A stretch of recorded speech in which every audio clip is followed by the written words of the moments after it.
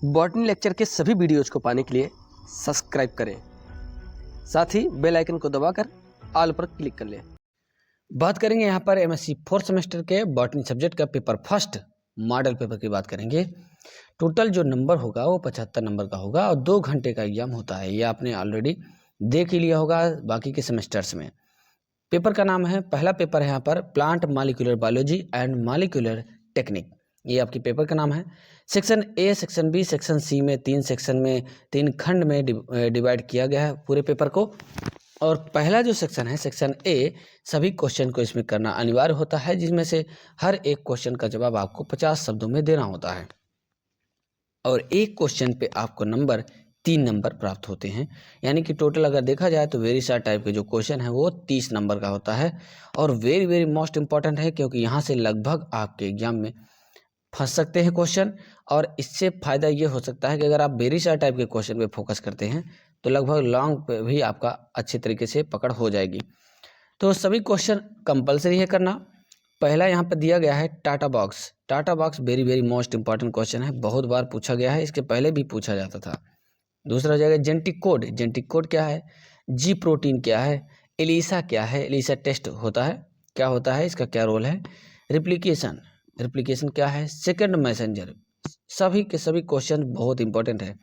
उसके बाद termination codon, question को लिख लीजिए, आंसर आपको मैं इसका समय से बता दूंगा। आपके एग्जाम से पहले इन सभी क्वेश्चंस के आंसर भी आपको प्रोवाइड करा दूंगा। खासकर वेरी शार्ट टाइप क्वेश्चन की बात कर रहा हूं मैं, ठीक है। तो इसलिए चैनल में पहली बार जुड़ रहे हैं तो सब्सक्राइब जरूर कर लीजिएगा, ताकि आगे जो भी इसके आंसर्स वाले वीडियोज आए वो आपको आसानी से मिल जाए, ठीक है। ट्रांसक्रिप्शन फैक्टर्स, अगला हो जाएगा बफर सॉल्यूशन। बफर सॉल्यूशन भी बहुत इंपॉर्टेंट है। Nucleotide, purine and pyrimidine basis क्या होते हैं, ये सेक्शन ए हो जाएगा। सेक्शन बी में देखें, यहाँ पर दिया है सेक्शन बी के क्वेश्चन आपको केवल 4 क्वेश्चन अटेम्प्ट करना है। Any 4 of the following 150 word में आपको हर एक क्वेश्चन का जवाब देना होता है, ठीक है। एक प्रश्न का आंसर देने पर आपको 6 नंबर प्राप्त होते हैं। इस तरीके से 4 क्वेश्चन आपको अटेम्प्ट करने हैं। कोई भी 4 क्वेश्चन अटेम्प्ट कर दीजिए। जैसे दिया है, पहला यहाँ पर दे दिया गया है, describe the regulation of gene expression in eukaryote. Eukaryotic में रेगुलेशन ऑफ जीन एक्सप्रेशन क्या है उसको डिस्क्राइब करना है। दूसरा यहाँ पर नेक्स्ट दिया है, what is post translation. Very very most important question है, इसको आपको तैयार कर लेना चाहिए। Post translation modification in eukaryotes में कैसे होता है, ये वेरी वेरी मोस्ट इंपॉर्टेंट है। अगला है, what is transcription. Transcription, translation, इन सब के वीडियोज आपको प्लेलिस्ट में मिल जाएंगे। मॉलिक्यूलर बायोलॉजी की एक प्लेलिस्ट ऑलरेडी बनी हुई है, उसमें आपको ये सारे वीडियोज लगभग मिल जाएंगे। रिप्लिकेशन वगैरह भी सब वहाँ पर दिया गया है। तो गाइस, ट्रांसक्रिप्शन क्या होता है, explain it in prokaryotic cell. Prokaryotic cell में ट्रांसक्रिप्शन कैसे होता है उसको एक्सप्लेन करना है। What is DNA damage and repair. Damage और डीएनए रिपेयर क्या होता है, अच्छा क्वेश्चन है, इंपॉर्टेंट है। Describe the structure and function of various type of RNA. Structure बनाना है, उसके फंक्शन लिखना है। विभिन्न टाइप के जो आरएनए होते हैं, यानी एमआरएनए, टीआरएनए एंड आरआरएनए, तीनों टाइप के आरएनए को आपको एक्सप्लेन करना होगा, ठीक है।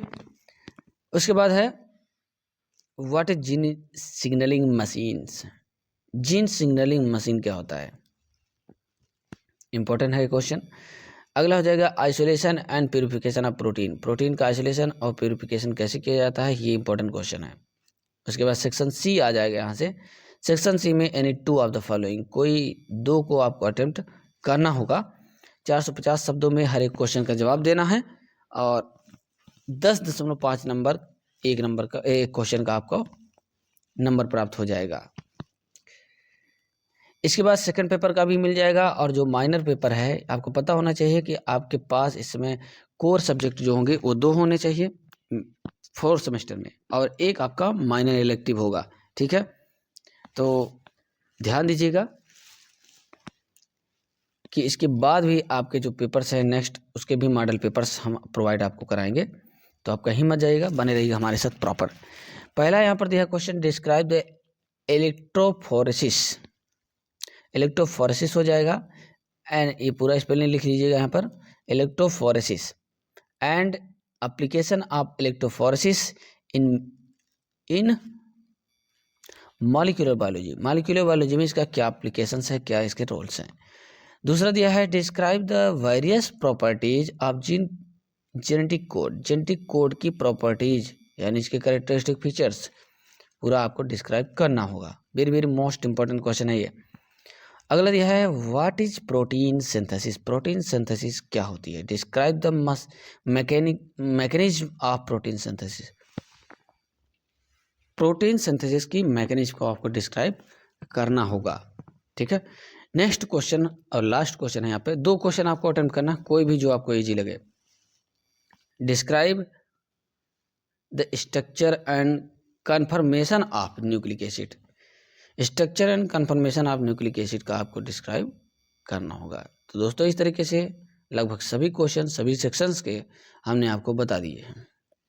अब डिपेंड करता है कि आपको क्या समझ में आया, क्या नहीं समझ में आया, कितना आपको पढ़ना है वो हमने ऑलरेडी बता दिया है। सबसे मोस्ट इम्पॉर्टेंट है कि आपको सेक्शन ए के 10 के 10 क्वेश्चन पे सबसे ज़्यादा फोकस करना है। जितना ज़्यादा आप इस पर फोकस करेंगे उतना ही ज़्यादा आपका फायदा होगा। तो बस इस वीडियो में इतना ही।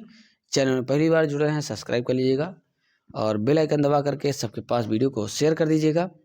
सबसे मोस्ट इम्पॉर्टेंट है कि नीचे यहाँ पर जो आपके सामने दिख रहा है टेलीग्राम ग्रुप को तुरंत फटाक से ज्वाइन कर लीजिए, जिससे कि जितने भी नोटिफिकेशंस हैं सब आपको वहाँ पर मिल जाए। उसके साथ साथ सबसे मोस्ट इम्पॉर्टेंट सबसे ज़्यादा ज़रूरी बात यह है कि जितने भी प्रैक्टिकल किसी भी सेमेस्टर के हों कंटेंट आपको वहाँ पर फ्री में प्रोवाइड करा दिया जाता है। ठीक है, तो धन्यवाद इस वीडियो में।